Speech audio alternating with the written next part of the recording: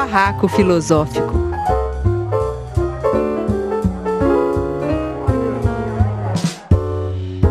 Oi, gente, então estamos aqui para mais um Barraco Filosófico. Nesta rodada de entrevistas, né, estamos armando barracos com convidados. O nosso vídeo vai para o canal Filosofia em Movimento, o áudio vai para a Rádio Madalena de São Paulo e para a Rádio Web de Torres, do Rio Grande do Sul. Estamos aqui, então, eu, Fernanda Carlos Borges, com os demais barraqueiros, Renata Oliveira, Alessio Souza, Paulo França, e nós vamos armar um barraco com o Marcelo Xavier, que é artista e escritor.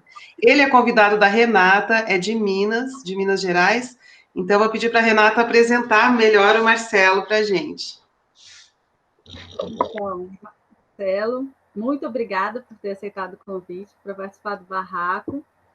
Assim, só de memória, né, a gente já fala que o Marcelo é artista plástico, escritor, desenhista, cenógrafo, figurinista, escritor, carnavalesco. E eu acho que o Marcelo ele é um pensador da cidade, né, Marcelo? Um experimentador e pensador da cidade. O bloco de carnaval, né? O Todo Mundo Cabe no Mundo, é um bloco que é um bloco inclusivo aqui de BH, e é um sucesso, né? Um bloco que, na composição dele, né, tem muitas pessoas cadeirantes, pessoas com necessidades especiais, e o percurso também, né, é todo apropriado para que ele seja o mais inclusivo possível. O Marcelo escreveu um livro que chama Estranha, também, que pensa a cidade a partir, né, da experiência da cadeira de rodas. E, né, o eixo que a gente pode pensar, né, para conversar com o Marcelo é essa questão de que o central para pensar o carnaval, a cidade. Pois é. Ó, primeiro eu quero agradecer, né, ao barraco, porque é um prazer a gente conversar em turma. Eu sou de turma, sempre fui, desde a adolescência, que na hora que eu pude pular para fora de casa, eu pulava para a rua. Aliás, não era nem de adolescência, eu estou adiantando minha vida, era na infância. Eu estava falando para a Renata agora que eu passei minha infância em Vitória, no Espírito Santo, né? Década de 50, então, imagina o que é uma cidade, uma infância na década de 50, né? Ainda não existia televisão. Vocês verem como é que a antiguidade chega, né? Como a antiguidade passou rápido.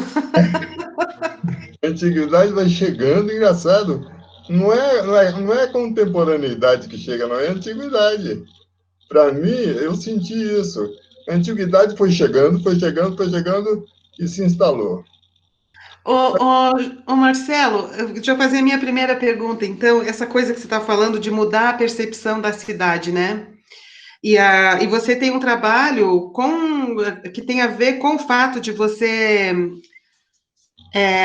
viver sobre uma cadeira de rodas, né? E um trabalho de intervenção de rua, levando em conta esta relação de cadeirante com a cidade, mais ou menos isso. Não sei se estou colocando as palavras certas. Mas aí, por que eu queria comentar contigo sobre isso? Porque o Nietzsche, ele teve uma doença, que na época era sífilis, né? Que na época não tinha cura, e ele foi adoecendo aos poucos até morrer, né? E quando ele estava diferente dos outros corpos na rua, ele escreveu sobre isso, e ele diz assim: eu poderia pensar que eu estou em falta com relação à saúde. Eu deveria estar saudável e não estou. Mas eu não me sinto em falta. Eu estou nessas condições, desse modo, e esse modo me possibilita perceber coisas da vida que alguém que está lá no padrão não consegue perceber, mas essa condição me possibilita. Ele diz, então, eu não estou em falta. Então, como se a condição em que ele ficou o tirasse da massificação, de um olhar mais banal, de um olhar comum sobre a realidade, né, na qual ele vivia. E aí, então, eu queria te perguntar sobre, um pouco, para você falar para o nosso público um pouco o que é esse trabalho, e se isso que o Nietzsche diz faz sentido para você. Claro que faz, porque Eu me digo, eu me sinto assim, até um privilegiado. O que a Renata falou que sou meio otimista, exageradamente otimista, é porque de tudo eu tiro um proveito, sabe? Era para eu estar assim, né, arrasado, né? Porque eu era uma pessoa que andava, que dançava, que pulava, que, né, brincava o tempo todo e gostava muito de caminhar pela cidade e tudo. Para tudo que eu nunca quis dirigir, dirigi algumas vezes sem carteira, mas não é o meu, nunca foi o meu forte, sabe? Quando eu comprei carro, quem dirigia era minha mulher, a Beth, e eu não gostava, eu gostava de ônibus e andar a pé mesmo. Então, você vê como é que foi um choque para mim, vi essa doença, que é ela, né? Mas ela me pegou, ela me deixou viver muito tempo aproveitando das minhas pernas, sabe, da minha mobilidade, todo o meu corpo, né? Porque depois ela começa a te minar por dentro, assim, é um negócio louco. E meu tipo de ELA, que é a esclerose lateral amiotrófica, para quem não conhece, eles colocam a ELA 8, que é um tipo de ELA familiar, que eles chamam, sabe? Ela é hereditária, e esse tipo 8 é só da minha família. É um tronco ali, ela é específica. Então, existe a ELA esporádica, que é a que detona com 2, 5 anos, a pessoa já se foi. Ela vai muito rápido nessa degeneração, né? Muscular e isso que neuromuscular até, né? E porque é um negócio, o que acontece na ela é isso, que você manda um comando para a perna, por exemplo, né? E a perna não obedece, ela é um curto-circuito que tem ali nos neurônios elétricos, né? Nos impulsos elétricos. Então, mas a ela 8, olha, eu estou com. Me apareceram os sintomas, eu tinha 47 anos. Então, eu vivi tudo de bom, porque também eu sou guloso assim, com a vida. Né? Então, se eu fosse uma pessoa mais quieta, mais acomodada e não gostasse de rua, não gostasse de turma, não gostasse de aglomeração, eu ia ter vivido muito pouco, né? Eu ia estar arrependido agora, né? Mas como eu sempre andei o que minhas pernas deram conta, então quando elas pararam, eu fico me sentindo até confortável, sabe, ô, Fernanda? Então, mas tem uma coisa que eu estava chegando no ponto que se disse aí do Nietzsche. Eu passei um ano meio bodeado, quando eu senti os primeiros sintomas. Eu sabia que ela tinha chegado, estava em São Paulo, que eu ia muito a São Paulo, estava na Liberdade, eu caminhando muito pela cidade, eu senti um cansaço que eu nunca tinha sentido. Então, eu tive que sentar na praça ali, aquela pracinha da Liberdade. Falei, putz, isso não é legal para sentir. Aí, logo ali naquela semana mesmo, eu já senti mais dificuldade com a bandeja do self-service, sabe? Você começa a perder esse equilíbrio. Eu senti que era força mesmo. Aí começaram a mudar as coisas. Novamente, eu senti que os degraus ficaram mais altos, os mesmos degraus mais altos, as ladeiras. Quando eu cheguei aqui em BH, elas começaram a se inclinar, ficar mais inclinadas. Sabe, eu falei, gente, essa rua nunca teve essa inclinação. Mas ela já era a minha percepção, que fazia diferença. Porque era muito mais difícil eu vencer essa ladeira, sabe? Então, as distâncias começaram a ficar muito grandes. Para eu ir à janela, se chegar à janela, elas começaram a ficar mais longe. Então, a sua casa começou a crescer, sabe? As distâncias começaram a crescer. Então, antes eu ia da cama para minha mesa de trabalho, sem problema, lógico, né? Aí começou a ser um problema. Como eu faço livros infantis, eu comecei a curtir porque eu voltei a ter a visão da criança. Aí, quando eu fui para a cadeira, depois que eu já estava até mais habituado em andar com essa visão baixa, né? Que eu acho desperdício, porque eu tenho um tamanho para ser alto e só usa metade. O resto está subutilizado, sabe? Então, eu acho isso uma sacanagem. Mas aí eu comecei a olhar tudo de novo, como quando eu tinha 9 anos, ou essa altura de criança.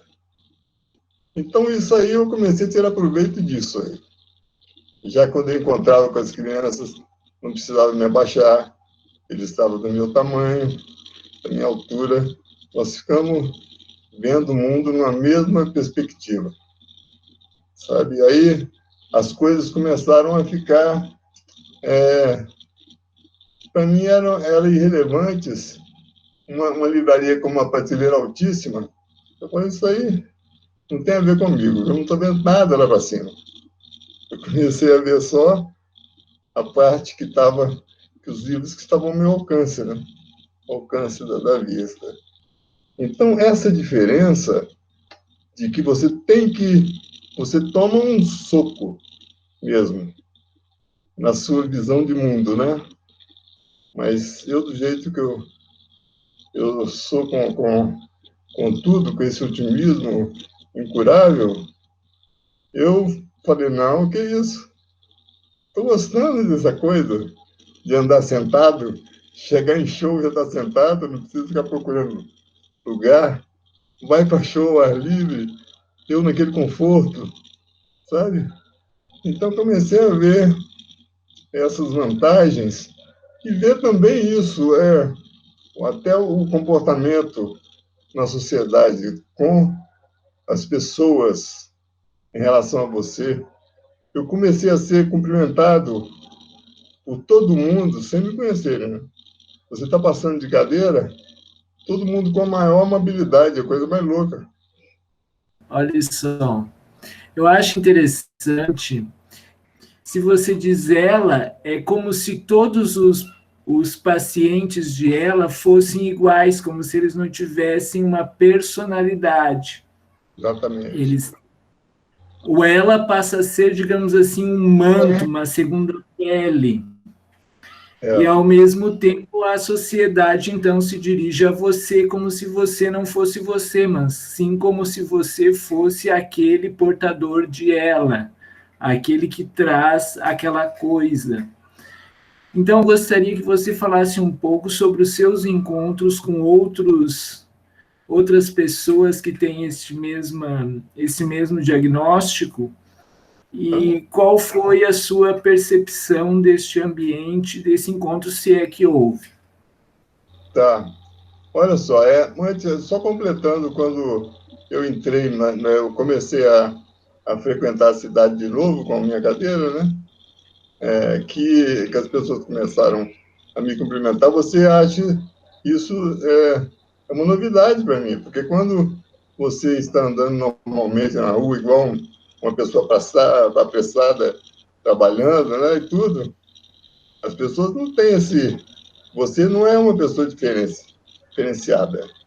Mas agora, o que você falou parece interessante, porque as pessoas te olham já te colocando numa outra bolha ali, num outro tipo de gente, de população. É uma pessoa que é uma pessoa, para começar, eles te acham digno de pena, assim, porque você está na cadeira de rodas. Então, você começa a se igualar nesse ponto aí. Eles não sabem se é ela, se foi atropelado, se foi acidente, ou se eu nasci assim. A cadeira de rodas, ela carrega esse estigma já, de você, imediatamente você é transferido. O horror que as pessoas têm da cadeira de rodas é por isso, porque você não adianta, você é transferido de uma pessoa saudável, normal, né, com todas as qualidades, para uma pessoa mais infeliz, digna de pena, sabe? Tanto que eu tenho horror de uma coisa que eu já não gostava, de mexer no meu cabelo. O cabelo, a cabeça do cadeirante, vira um parque municipal. As pessoas acham que todo mundo pode pôr a mão? Pode passear ali. E, olha, acontece de eu estar, por exemplo, num lançamento assim, de livro meu. Eu falei, ô, gente, um amigo assim, fotografa antes, durante e depois. Eu quero algumas fotos. Porque aí chega normalmente mulheres, né? Ela chega e vira o seu cabelo para o lado. Elas ficam passando a mão e mudando. Umas acham que você vai ficar legal de cabelo todo para trás. Outras já acham que faz assim no seu cabelo. Anelam ele todo. Olha, dá de tudo. Então, as pessoas vão se apropriando dessas coisas de você com a maior e achando que estão sendo carinhosas. Ô, Marcelo, isso aqui, Apolo, eu lembro de você um dia que você chegou puto, muito bravo no grupo de Filosofia em Movimento, nosso grupo quando ele se reunia presencialmente antes da pandemia, porque ele carregava o filhinho dele, ele levava para o grupo o filhinho, e as pessoas no metrô achavam que podiam pôr a mão no filho dele, entendeu? Você lembra disso? E assim, as pessoas acham que porque é uma criança, pensam que pode pôr na mão no meu filho. Você lembra disso, Apolo? Lembro sim. E é muito interessante o respeito, assim, por exemplo, pessoa assim, quando você desculpa, mas você olha para a pessoa, você meio que situa a pessoa numa classe social, né? Mas já uma senhora de classe média alta quer botar a mão. E uma vez eu meio que parei, a mão dela tá vindo na direção do rosto do meu filho, ia botar a mão muito perto da boca. Aí eu parei a mão dela assim, a mulher me xingou, a mulher me esculhambou, não sei o que e tal, assim. Que isso? O vagão ficou com vergonha dela, assim, é ridículo. E, Marcelo, pegando um pouquinho esse bonde aí que você está falando das pessoas te tocarem, né? Eu acho muito doido isso, porque eu me interesso muito pelo contato, o contato de corpos e o contato de corpos antes dos corpos se encontrarem. Eu pesquiso muito isso a partir do ponto de vista da dança que é 2 corpos sem contato, 2 corpos com contato onde não há suspensão, onde você não tira a pessoa do eixo, e o contato onde você tira a pessoa do eixo, né? E muitas vezes, quando eu participava de seminários e de encontros assim desse tipo de dança, contato e improvisação, eu olhava se as pessoas estavam ali, eu falei, hoje eu não quero dançar com essa galera não, porque eu não queria realmente entrar em contato com aquelas pessoas, assim.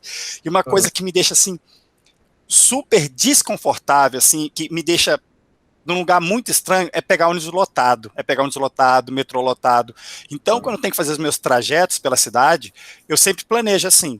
Quando eu estudava no Rio de Janeiro, eu chegava na faculdade 2 a 3 horas antes, porque eu não aguentava pegar o metrô, né, entre 5 e 6 horas, para chegar lá na faculdade entre 6 e 7, porque assim, as pessoas na Estação do Brasil entravam pela janela.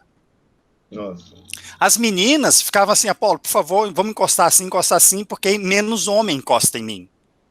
Então, assim, isso é um contato que a criança sofre com isso, você sofre com isso, a mulher sofre com isso, assim, é aquele corpo que todo mundo toca, sabe, assim, respeita, dá um espaço, fala sério. É um corpo que fica público, né? As pessoas acham... Vou contar um caso. Há muito tempo, Alice devia ter uns 8 anos, estava tendo uma palestra do Rubem Alves, lá no grande teatro do Palácio das Artes. E aí ele estava falando sobre envelhecer e como que as pessoas te colocam no lugar e começam a ter um tratamento infantilizado, né? Com você. E aí a Alice sumiu do meu lado. Aí quando eu vejo, tá a Alice na fila para falar. E aí ela pega o microfone e fala assim: ah, eu te entendo, comigo também acontece isso. As crianças também. As pessoas falam tudo no diminutivo. Pois é. Eu te entendo. Você fala diminutivo comigo. E se criança governasse o mundo? Nossa. Porque, gente, este livro é um dos livros best-seller do Marcelo Xavier, né? Como seria, Marcelo, se as crianças governassem o mundo? Primeiro, que seria muito melhor do que esse mundo que a gente tem aí, né? Claro, porque eu coloco até isso na quarta capa, lá no texto de quarta capa. Porque as crianças pensam primeiro com o coração. Depois vai para a cabeça. Então, elas fazem tudo de uma maneira mais fácil, mais afetiva até, né? Elas fantasiam mais, elas criam mais, elas não precisam de muita tecnologia. Isso aí, a gente nasce com essa capacidade, né? Isso aí a gente entra já nas minhas reflexões sobre arte, que eu penso, né? Que a arte é uma atmosfera. Eu penso a arte como uma atmosfera que envolve toda pessoa quando nasce. Assim, o ser humano, a humanidade, ela é assim, ela é inserida nessa atmosfera artística de uma forma mesmo total, todo ser humano. Então, por que isso? Porque essa criança que nasce ali, ela nasce com o inconsciente dela, que tem as imagens, as que ela tem já um inconsciente nutrido de conteúdo, né? Isso na minha forma de pensar, que o Jung até, não sei se vocês são favoráveis às teorias aí do Jung, ou são freudianos, mas... Não, teorias estão aí para serem vistas, lidas e levadas em consideração, né? Não é igreja. Eu gosto dessa ideia do inconsciente coletivo, dos arquétipos universais. Eu acho interessante. Mas sabe por que esse título do teu livro me interessa especialmente? Quando eu era criança e eu não conseguia dormir às vezes, sabe o que me fazia dormir? Eu ficava imaginando que existia um mundo só de crianças, e que na cidade só tinha crianças, e aí eu ficava imaginando, eu fazia toda a arquitetura, assim, então tem só criança, tem as casas, as crianças moram sozinhas, como é que é a casa, como é que é a rua, os carros, o tamanho dos carros. Eu ficava hora imaginando uma cidade, eu transitando numa cidade só de crianças, como é que organizava. O tempão, aí dormia, mas eu fiz isso muito tempo. As crianças governando o mundo. Um dos meus livros, o último, acho que o mais recente, se chama Um Lugar Cheio de Ninguém, infantil também, que é um sonho que eu tive exatamente com 9 anos.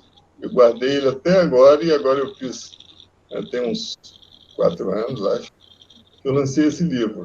E é exatamente um sonho que eu tive morando lá em Vitória, nessa casa, nessa ladeira, que eu sonhei, que eu acordei e não vi o pessoal de casa, não tinha ninguém em casa.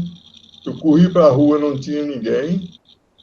A cidade estava absolutamente vazia, não tinha ninguém na cidade. Então eu entrei na padaria, peguei pão, comi, saí andando inteiro na sorveteria, peguei sorvete. Essa parte é boa. Olha que maravilha! Dirigi o bonde, porque nessa época tinha bonde. Dirigi o bonde. Olha que sonho Ele foi tão impactante. Incrível! E aí eu guardei esse sonho e fiz esse livro. Claro que eu ampliei um pouco mais, né? É o que eu estava dizendo. Toda criança, ela nasce com esse potencial de criação, de imaginação, do novo, né? Então ela nasce, isso está dentro dela. Isso não é porque ela é rica, porque ela é pobre, porque ela é branca, preta, nada. É dela. Então, é isso que eu digo de uma atmosfera artística. Ela nasce com ela e depois ela vai sofrendo.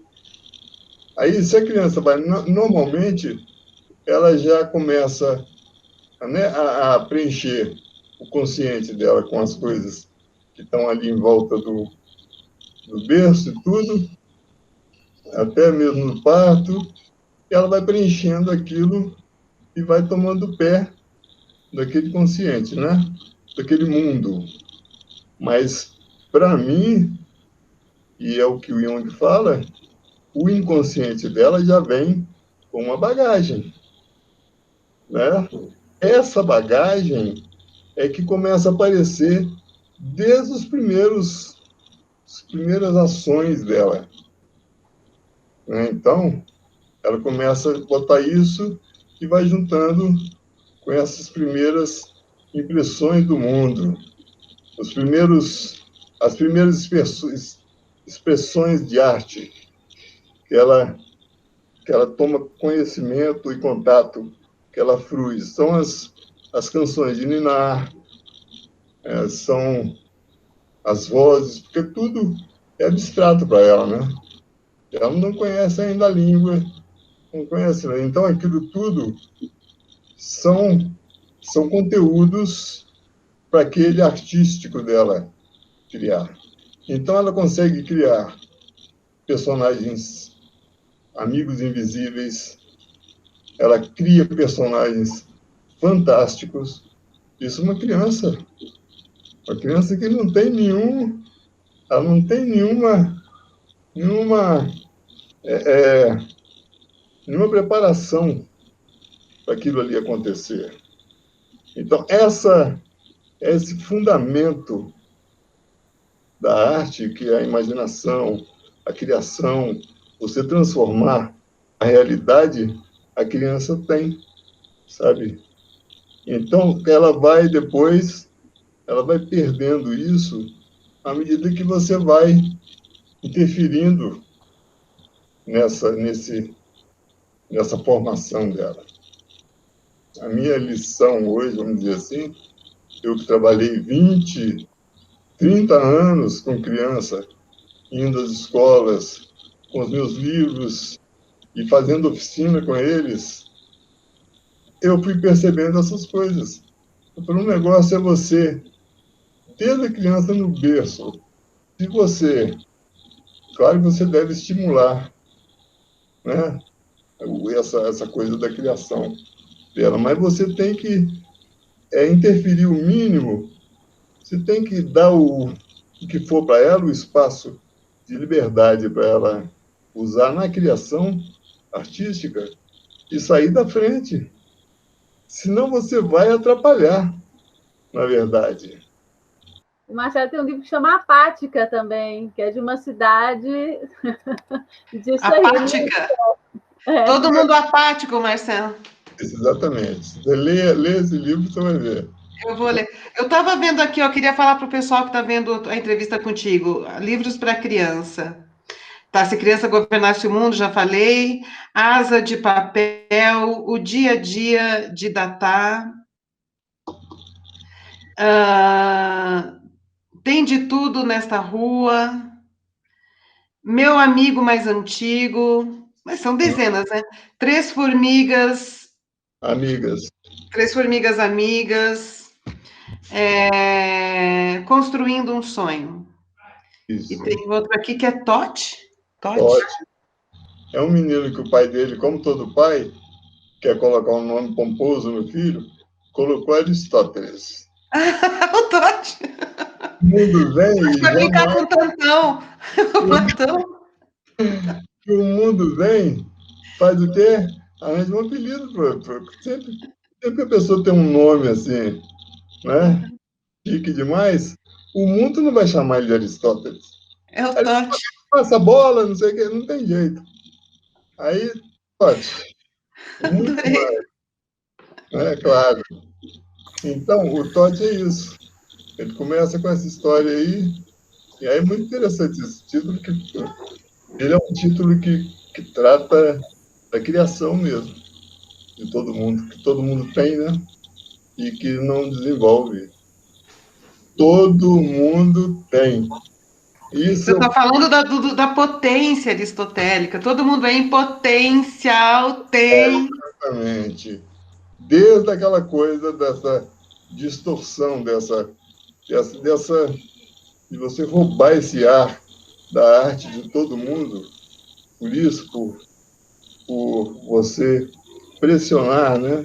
Por causa de uma cultura que vem que vem massacrando tudo e puxando esse ar, porque é proibitivo você ser criativo, vocês, né?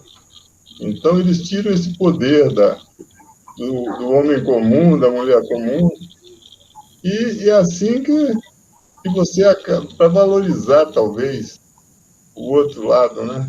Que está protegido, né, nas redomas aí.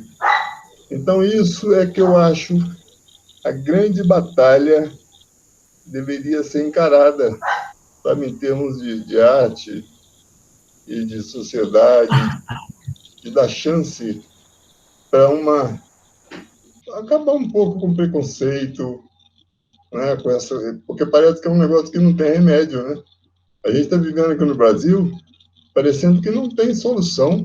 Então, Marcelo, pois então, eu quero ter o otimismo nesse pedaço. Pois é. Poxa vida, depois de tantos anos de otimismo, de notícia boa, de coisas acontecendo, o Brasil civilizando, o mundo admirando o Brasil, Comissão da Verdade. Aí vem isso, Marcelo. Pois é. Preciso do teu otimismo, Marcelo. Me fala uma coisa boa, Marcelo. O banho estava correndo tudo bem, estava uma delícia. Aquele prazer, de repente, você escorrega no banheiro, alguém escorregou. Que isso, gente? O que está acontecendo é uma coisa que não tem a menor condição. A história vai contar isso. Infelizmente, nós vamos viver isso e depois vamos ver a história e aí a história vai contar o absurdo. Nós estamos vivendo um tempo do absurdo. Como é que uma pessoa entra para dirigir um país? Não estou nem chegando no mérito de quem pôs ela lá em cima. Como é que ela chega, faz o absurdo que faz, todos os dias ela faz um absurdo desde tem 2 anos. Os absurdos já eram feitos antes de chegar lá. Talvez chegou lá justamente porque fosse absurdo e o coletivo estaria, então, conectado com esse absurdo e suscetível e aberto ao absurdo, porque os absurdos feitos no poder são iguais aos que ele já vinha fazendo e está amplamente documentado. A classe média culta acadêmica só não assistia Luciana Gimenez, o Sofá do Super Pop. E antes disso mesmo, nós temos toda uma geração que vem há décadas sendo educada por Hebe Camargo, educada aqui que eu digo no sentido de uma formação coletiva e difusa. Uma população toda direcionada já há décadas por figuras que não são simplesmente conservadoras, porque pelo conservadorismo eu até nutro um certo respeito. O que se trata é de algo retrógrado. Isso aí que é duro. Algo destrutivo, na verdade, é o contrário do conservadorismo, é o destrutivismo. Exato. É verdade, eles se dizem conservadores quando são destruidores, é totalmente diferente. Completamente diferente. E eu observo que eu também faço um ato penitencial no sentido de que foi menoscabada a influência, por exemplo, a cadeira cativa que tinha o Bolsonaro em programas como o CQC, como o Pânico na TV, que eram programas com imensa capilarização. Não sei se eu falei alguma coisa. Não, é isso mesmo. Você tem toda a razão, é porque a gente... eu tenho um exemplo claro disso aí, quando a gente teve aquele movimento do Ele Não, antes acho que da eleição dele, né, Renata? Isso. Que em defesa da mulher e tudo, né? Então, a gente foi para a rua, todo mundo foi para a rua, quer dizer, todo mundo, vírgula, né? A gente achou que aquilo ali era a sociedade, era a opinião da sociedade e que a gente nunca ia deixar esse cara ser presidente do país. O que é isso? Ele não. Vai. Marcelo, assim, tô adorando o papo. Quando você fala, teve um momento lá no começo, você fala, toda a minha vida virou uma antiguidade. Dava para fazer um barraco só sobre isso, né? De que toda criança tem um artista dentro dela, né? Tem crianças que tem um Beethoven ali dentro, tem crianças que tem um Basquiat ali dentro. Eu trabalhei com criança, né, e arte, e vi isso muitas vezes, crianças assim humildes na Alemanha. E assim, uma coisa que eu queria te perguntar no comecinho era como é o seu processo criativo e figurino, mas eu vou abrir um pouco mais. Eu queria que você falasse um pouco do seu processo criativo para fazer livro, do seu processo criativo para fazer figurino, para fazer cenário, e assim, o que você achar relevante, assim, como que é a relação dividir um processo criativo com um parceiro. Quando é cenário, você vai dividir o processo criativo, né? Quando é figurino, você também vai dividir, vai ter a pessoa que vai executar, né? A princípio era só sobre figurino, mas eu quero saber, então, como que é o seu processo criativo para livro, para história, para livro que você faz sozinho, para livro que você faz em parceria, para cenário, para tudo. Então, assim, o que você quiser falar sobre isso, vou achar muito legal aqui, porque também vai ser muito legal, porque eu também trabalho com figurino. Eu nunca quis deixar nada escapar, assim, na medida do possível. Então, como eu sempre investi nessa criação, do lado que ela viesse, sabe, porque... Não sei se você é assim, mas eu me interesso. Eu vou, por exemplo, fazer uma viagem, me interessa tudo. Me interessa desde a viagem que a gente estava falando. Eu vou à Europa, quando eu fui a primeira vez. Me interessa desde o bilhete do metrô até a arquitetura, o povo na rua, sabe, os museus, a arte, convencionalmente, né, colocada até para o turista, me interessa, mas ela está no mesmo patamar.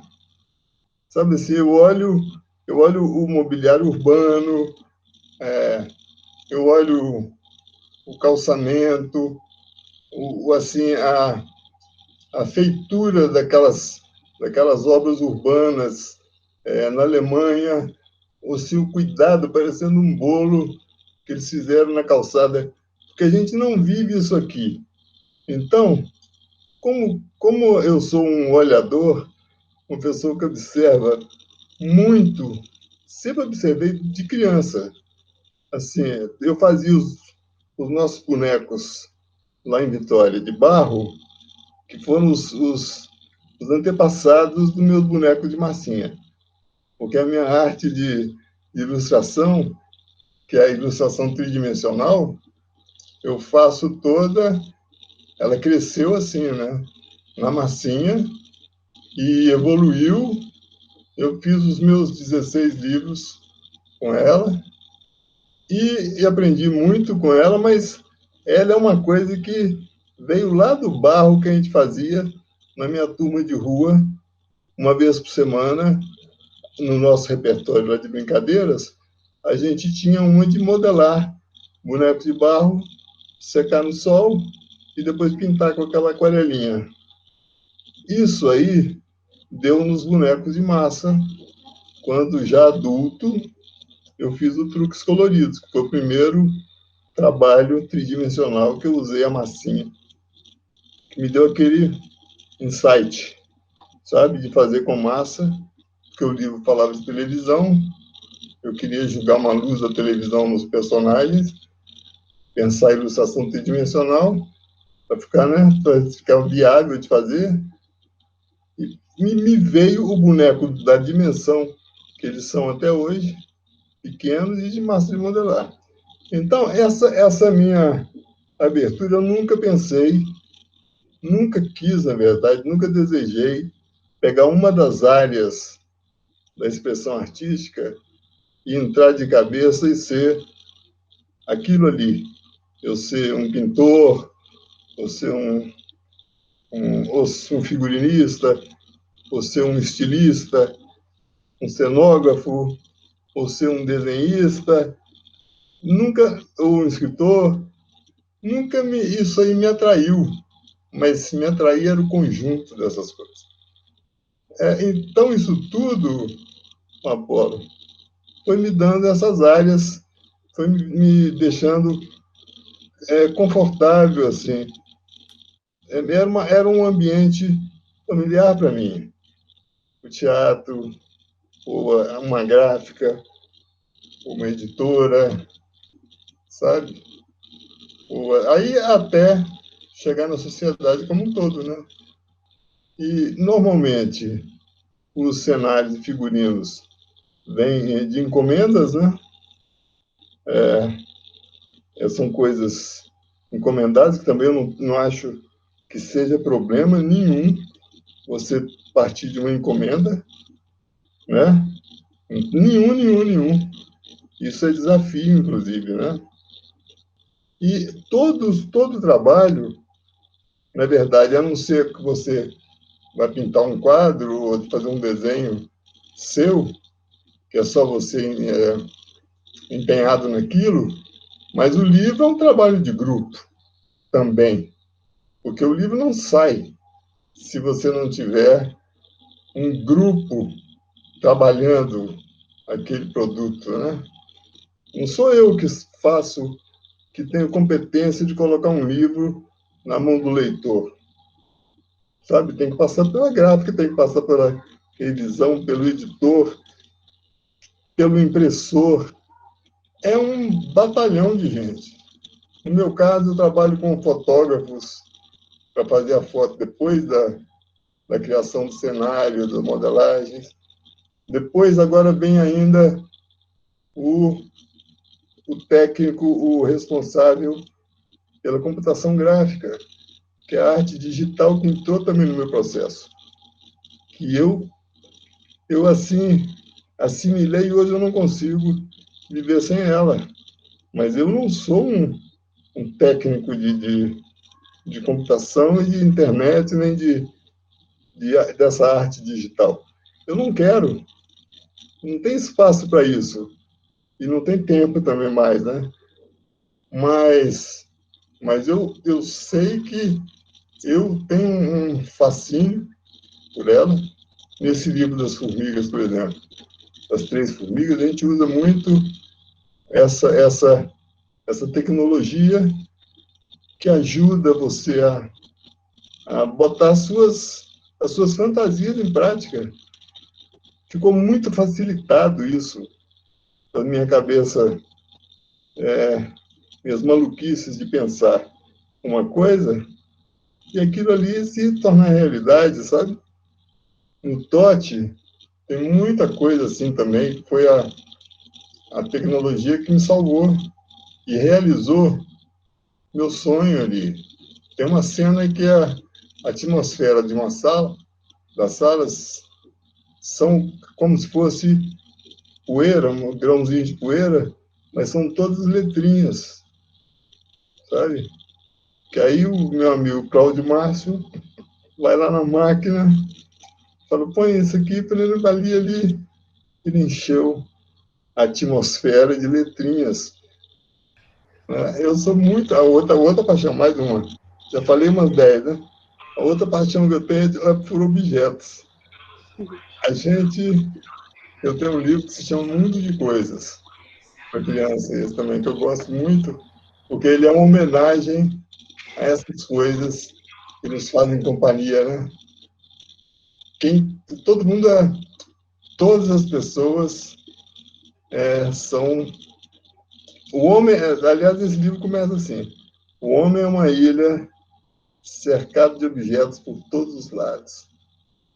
Então a ilustração é muito legal, porque é um carinha com um coqueiro assim na cabeça e cercado de objetos no mar, na água dele, cercado de tudo.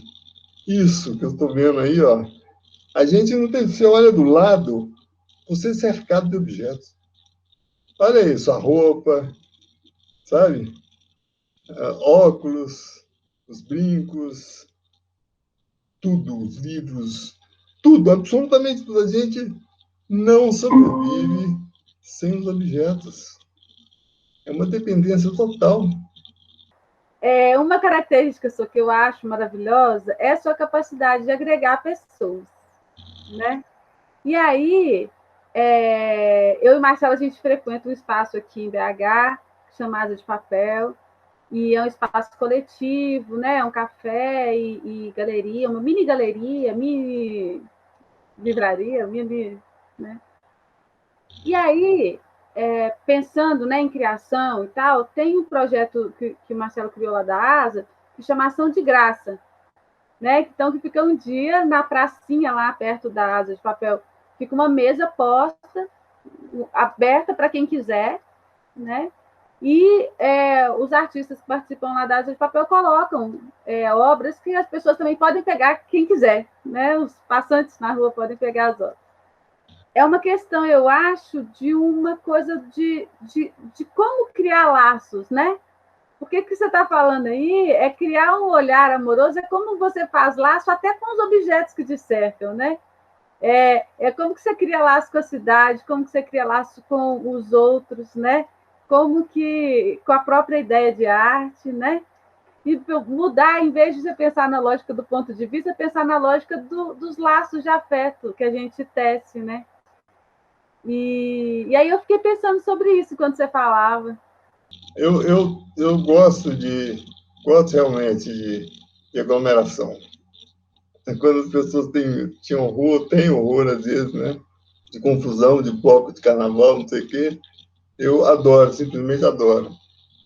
E, de repente, o meu genro, quando Belo Horizonte começou a bombar aqui o carnaval, ele falou: "Ô, MX, ele me chama de MX, você precisa fazer um bloco, a gente faz, você tem que liderar um bloco aí." Eu falei: "Léo, então tá, só se for o Todo Mundo Cabe no Mundo, porque isso é uma marca que eu já tenho, que a gente fez um movimento em 2011, numa praça, que era Preconceito Zero. Eu criei isso aí, o Todo Mundo Cabe no Mundo. Eram 17 pessoas, a gente se reunia durante um ano para fazer esse movimento. Então, eu fiz uma marca, e quando ele falou desse bloco, eu falei: ué, eu faço, eu topo, mas ele tem que ser o Todo Mundo Cabe no Mundo, que já tem a marca e tudo, e deu certíssimo. O bloco realmente ele agregou gente, e não é só gente com limitação. Quer dizer, todo mundo é limitado, na verdade, né? Com limitações aparentes, que eu estou dizendo. A gente que tem as limitações internas, não explícitas, todo mundo se sentiu acolhido ali naquele bloco. Então, é a pura afetividade. Aqueles meninos, olha, tem muitos com síndrome de Down, que são da bateria, porque a nossa bateria, ela não exige nada que seja diferente da vontade de tocar. Então, tem a base ali que segura o ritmo, né? Que são os músicos mas o resto é todo mundo bem-vindo. Então, eles se sentem tão felizes, tão felizes que é emocionante mesmo, né, Renato? Eles começam a sentir que eles são incluídos naquela festa, na coisa social. Poxa, meu pensamento é esse. Se a rua é pública, o carnaval é uma festa pública, carnaval de rua, tem que acolher todo mundo. Não é não? Tem uma página no... Todo mundo... No Facebook, acho. Página no Facebook, então, gente, para quem está assistindo o vídeo ou ouvindo o áudio, né? Todo Mundo Cabe no Mundo é a página desse bloco de Belo Horizonte de Carnaval, criado pelo Marcelo Xavier. Olha, adorei ter conversado com vocês. Muito obrigada por ter vindo, foi ótimo falar com você, inspirou.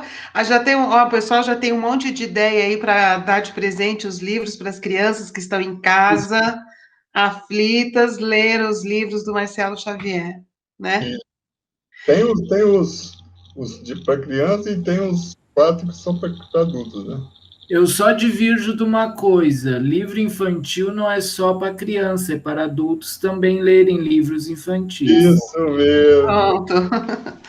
Tá bom, beijos então. Obrigada, Renata, obrigada, Paulo, obrigada, Lécio, obrigada, Marcelo. Tchau, gente. Obrigado, Marcelo. Obrigado, galera. Tchau, Alessia. Tchau, Marcelo. Tchau. Obrigado por tudo. Obrigado a vocês. Eu estou aqui vendo o Facebook de Todo Mundo Cabe no Mundo. Tá vendo? Pois é. Muito bom aqui. Então, tchau, tá, crianças? Se comportem. Até mais. Comporta também aí, né?